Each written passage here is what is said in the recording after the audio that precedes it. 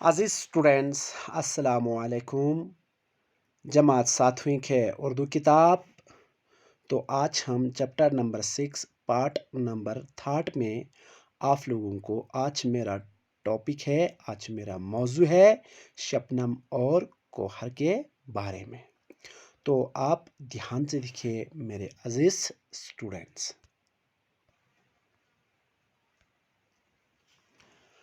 Part number 2 میں اولے اور برف کے بارے میں آپ لوگوں کو پڑھائی کیا گیا تھا۔ تو آج دیکھیں پارٹ نمبر 3 میں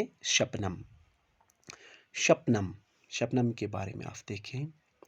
شبنم سردی کے موسم میں جب سورج ڈوب جائے اور آسمان بالکل صاف ہو، گھاس، پتھر، پتے وغیرہ خوب ٹھنڈے ہو جاتے ہیں۔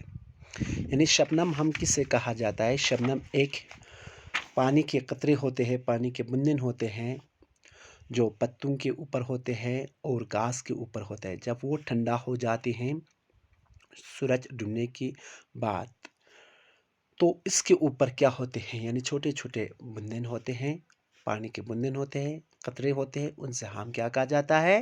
شبنم کہا جاتا ہے۔ جیسا کہ ہمارے لفظ زبان میں شبنم یعنی کس کو کہا جاتا ہے؟ زلپا کو کہا جاتا ہے، زلپا زرچزین شبنم۔ ان کے اوپر سے گزرنے والی ہوا بہت ٹھنڈی ہو جاتی ہے۔ اس کے ٹھنڈا ہوتے ہی اس کے اندر کے رطوبت قطروں کی شکل میں تبدیل ہو جاتی ہے۔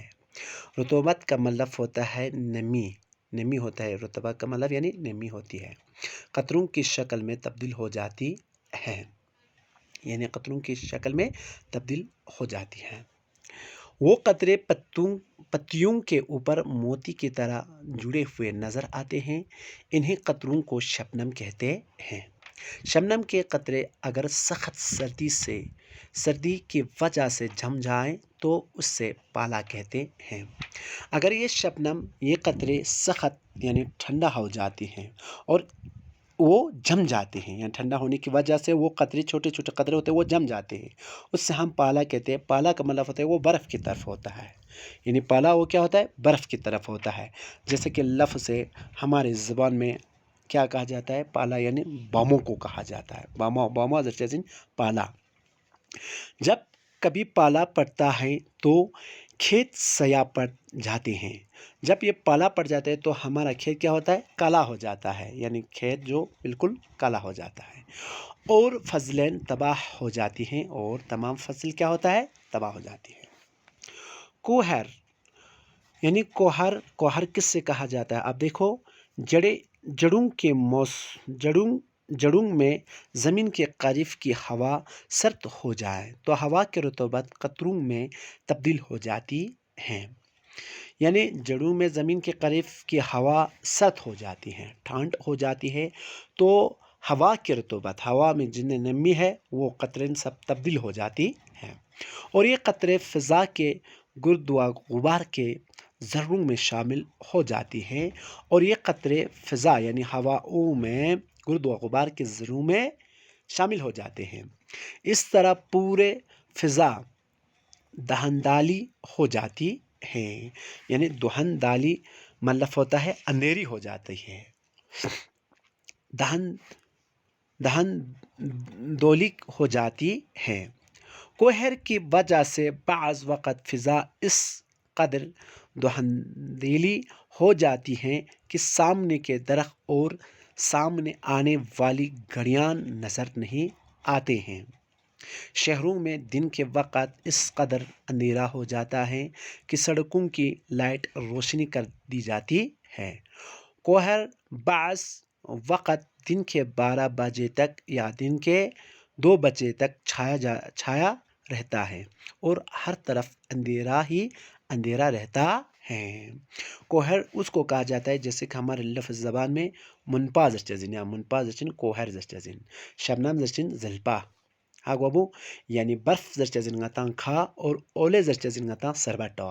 ٹھیک، ایک بار پھر سے دیکھیں۔ شبنم سردی کے موسم میں جب سورج ڈوب جائے اور آسمان بالکل صاف ہو، گھاس، پتھر، پتے وغیرہ خوب ٹھنڈے ہو جاتے ہیں، ان کے اوپر سے गुजरने वाली हवा भी ठंडी हो जाती है। इसके ठंडा होते ही इसके अंदर की रतूबत कतरों की शक्ल में तब्दील हो जाती है। वो कतरे पत्तियों के ऊपर मोती की तरह जुड़े हुए नज़र आते हैं। इन्हीं कतरों को शबनम कहते हैं। शबनम के कतरे अगर सख्त सर्दी की वजह से जम जाएं तो उससे पाला कहते हैं। जब कभी पाला पड़ता है तो खेत सया पट जाते हैं और फजलैन तबाह हो जाती है। कोहर, जड़ों में ज़मीन के करीब की हवा सर्द हो जाए तो हवा की रतूबत कतरों में तब्दील हो जाती है और ये कतरे फ़िज़ा के गुर्द व गुबार के ज़र्रों में शामिल हो जाते हैं। इसी तरह पूरी फ़िज़ा धुंधेली हो जाती है। कोहर की वजह से बाज़ वक़्त फ़िज़ा इस कदर धुंधेली हो जाती है कि सामने के दरख्त और सामने आने वाले घड़ियाल नज़र नहीं आते हैं। शहरों में दिन के वक़्त इस कदर अंधेरा हो जाता है कि सड़कों की लाइट रोशनी कर दी जाती है। कोहर बाज़ वक़्त दिन के 12 बजे तक या दिन के 2 बजे तक छाया रहता है और हर तरफ अंधेरा ही अंधेरा रहता है। तो आज यानी चैप्टर नंबर 6 का सबक पूरा कंप्लीट हो चुका है। इंशाअल्लाह आने वाले दिनों में आप लोगों को अल्फ़ाज़ मानी, खाली जगह और झूठ और कुछ सवाल के जवाब है वो आप लोगों को पढ़ाई करूँगा। तब तक खुदा हाफिज़। वस्सलामु अलैकुम व रहमतुल्लाहि व बरकातहू।